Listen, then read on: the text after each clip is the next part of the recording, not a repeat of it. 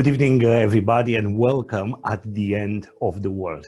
I know that I've been saying that from the beginning of this series, but this time, from the geographical point of view, we are right here. This is 14 days at the end of the world, episode 8, The Land of Fire.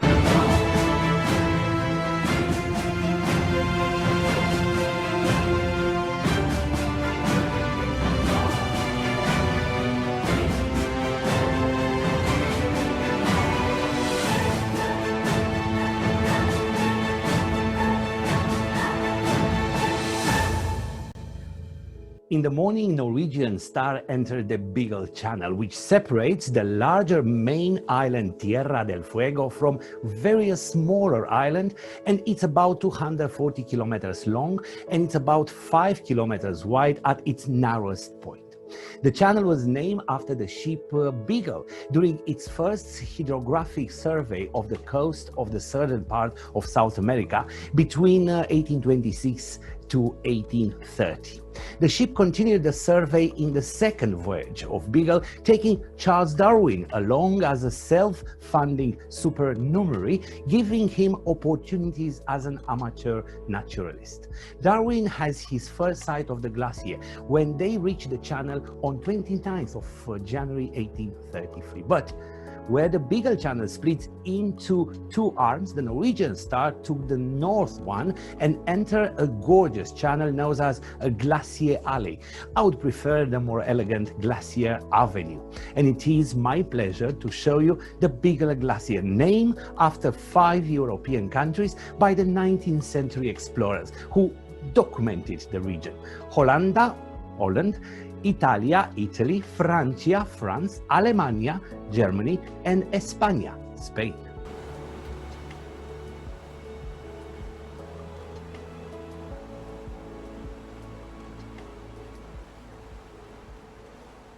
At the moment, Norwegian star is sailing on Beagle Channel and a little bit Darwin Passage, and of course everybody wants to be exact like me on the starboard side, where the view of the glaciers and the islands is absolutely breathtaking. For example, what you can see right here, that's the Devil Island, and from here the glacier will show themselves to us on our side of the ship.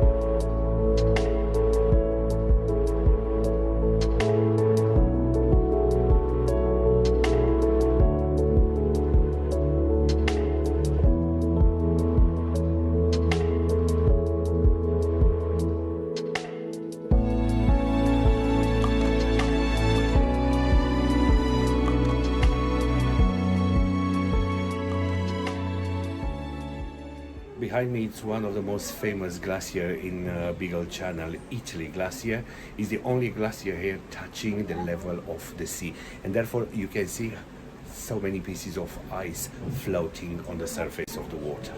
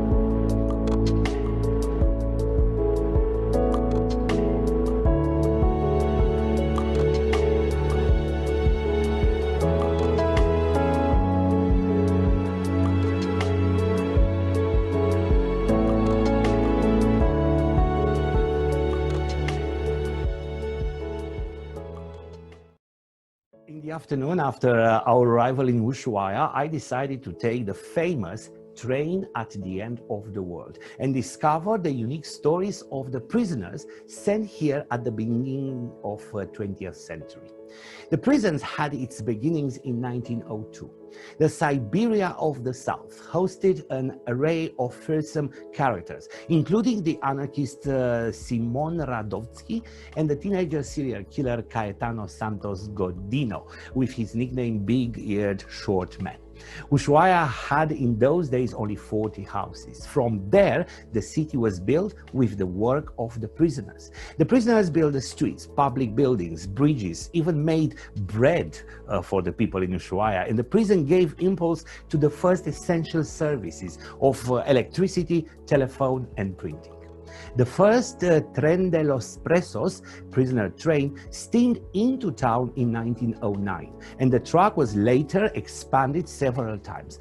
It was breaking work, 10 hours a day to cut trees and send them by train to Ushuaia. But a look around the prison, now a museum, shows why it was preferably to work than stay in the tiny, comfortless, cold cells. Inside one of the cells is a moving quote from a former prisoner.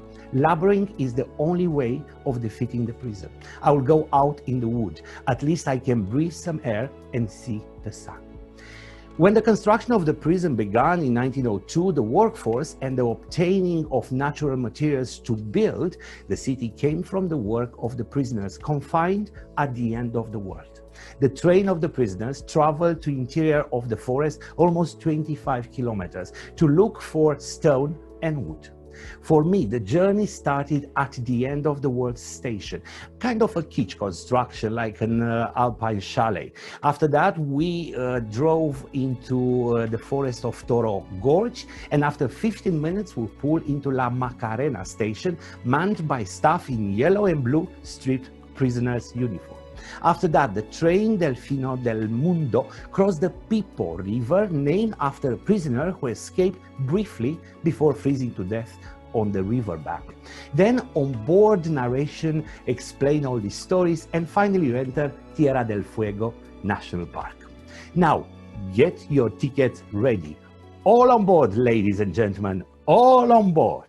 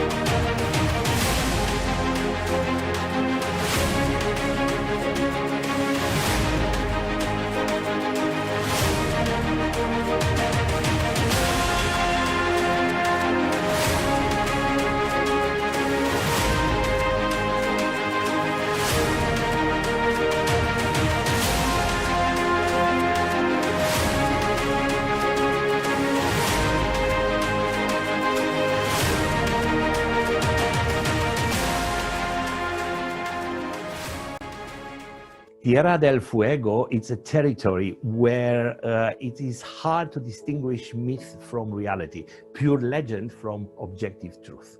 Tierra del Fuego is an island separated from the continent by a strait that joins the Atlantic and the Pacific Oceans.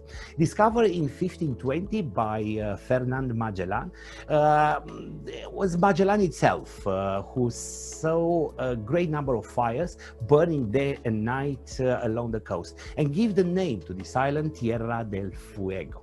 Those fires were actually large bonfires lit by the Amana Indians who lived in the southern part of the island to ward off the low temperature in the area.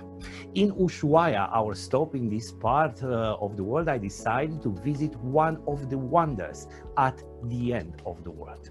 Covering more than 63,000 hectares, Tierra del Fuego National Park stretches from the Beagle Channel to the edge of Lake Cami and at the southernmost point of Argentinian Patagonia. The park has dramatic scenery with waterfalls, forests, mountains and glaciers, and was established on 15 of October 1960.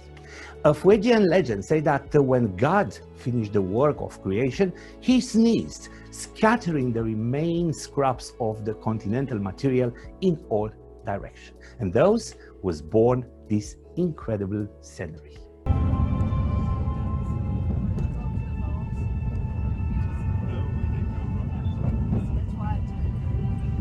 Today in Ushuaia, I took the train to the end of the world, an old train used by the prisoners of the famous Tierra del Fuego prison. Prison closed in late 1940s, and after that a little walk in the national park of Tierra del Fuego, and what you can see right here is the famous Beagle Channel, the Isla Ronda behind me, and I don't think that I need too many words to describe the breathtaking view that you can get from here. It's enough to look at the images.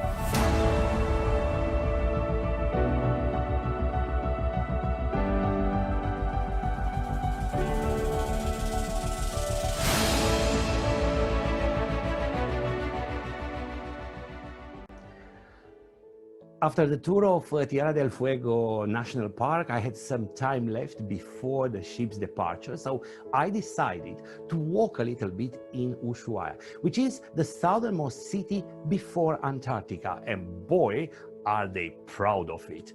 A visit here is an overwhelming visual spectacle, framed by a spine of snow-capped Indian peaks on one side and the Beagle Channel on the other. The Argentinian city of 1,000 adventures thrives in what is essentially one of the most inhospitable locations on Earth. Ushuaia is a tourist town, and I enjoy watching all the tourists who are here for their trips to Antarctica as they stock up and prepare for their journey. Patagonia is Argentina's heartland for craft beer. So I was able to get a cold Beagle poured in a Penguino pitcher, and after that I adventured in Almacén Ramos Generales, a general store where locals hang out, to see the quirky historical memorabilia, books and antiquities that decorate the place. So, damas y caballeros, bienvenidos a Ushuaia. Ushuaia was a little bit of a disappointment. I expected something else from the city at the end of the world. It was more at the end of the touristic world, because the main street of Ushuaia is full of souvenir shops, artisanal chocolate shops, anything where the tourists would like to spend their money. And I was wondering how was in the time when Ushuaia was indeed the end of the world city.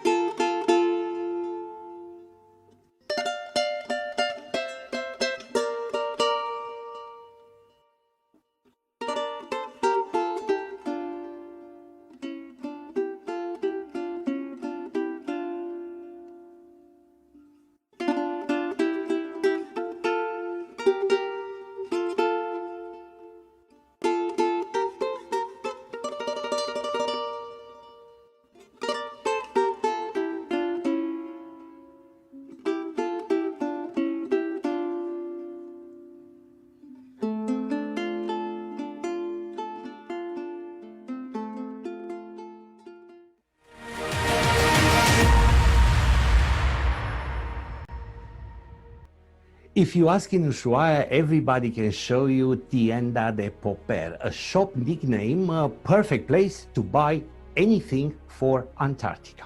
But in Ushuaia, nobody knows that the name came from the Romanian adventurer and explorer Julius Popper. And therefore, I think we can have a break from our journey for some intriguing history of a Romanian known as a modern conquistador of Tierra del Fuego. He was born in 1857 in a Jewish family in Bucharest. It was probably his father who sparked the curiosity for traveling and exploration in Julius. As soon as he could leave home, Popper moved to Paris, where he studied mechanical and civil engineering. Once he graduated from university, this natural-born explorer was set off to see the world. He started with Turkey and Egypt, and then India, China, and Japan. He journeyed through the Americas from north to south. He is considered by some sources to have designed the modern outline of the city of Havana in Cuba. In 1885, while he was exploring Brazil, he heard about the gold rush in Argentina and quickly headed for Buenos Aires. From there, Popper made his way to the mining camp at Cape Virgin, established his own mining exploration company, succeeding in unearthing large amount of gold and accumulating a huge fortune. To symbolize his power, Popper used his own coins and stamps. And after the stock market actually crashed in 1890, causing the Argentinian pesos to lose its value, Popper's gold coins were used as currency. His status and financial power allowed Popper to appoint himself as the ruler of Tierra del Fuego. He even made preparation for an expedition to Antarctica, where he wanted to enforce the Argentinian claim in certain parts. The most controversial aspect of his life was his participation in the Selk'nam genocide against the native communities on Tierra del Fuego. But relation with the island's native did not have a big success. From the day of his arrival, Popper and his men clashed with the Indian, who live a nomadic hunter-gatherer lifestyle and were unable to comprehend the activities of the newcomers. The Selk'nam people didn't have any concept of land or animal ownership, nor understanding of agriculture, of desire for gold. Julius Popper was maybe the most bloodthirsty and brutal hunter of Selk'nam. The number of people he killed directly or indirectly, it's not known. But his determination to hunt down the natives seems to stem from the initial conflicts between them and his men. Popper established his own private army, and together with bounty hunters who were paid to kill the local Indians, he sent his armed force to manhunt them.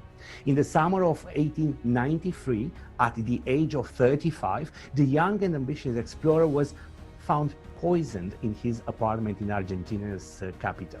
It took nobody by surprise, and the speculation was that he was poisoned by some of the surviving natives of Tierra del Fuego. As a tabloid of the time mentioned, he was poisoned by men whom he had offended in the south.